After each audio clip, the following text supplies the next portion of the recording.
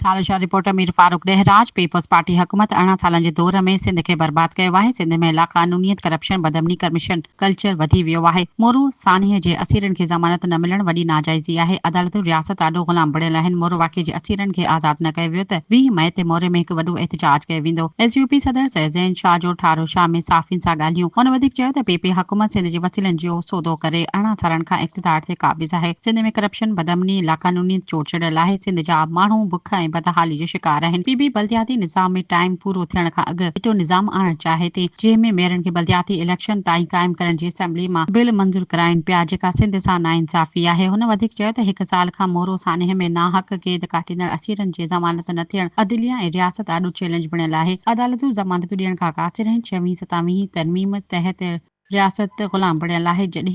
कॾहिं मई खां अॻु में मोरो सानह जे असीरनि खे ज़मानतूं न ॾिनियूं वेयूं त 20 मई ते मोरे में हिकु वॾो अवामी एहतजाज कयो वेंदो ऐं हुक्मरान जे घरनि जो पिणु घेराव कयो वेंदो। इन मौक़े ते साण सां गॾु रज़ा मोहम्मद बेहण, अकबर माची, फरहान सुमरो, काशिफ सियाल ऐं ॿिया मौजूद हुआ।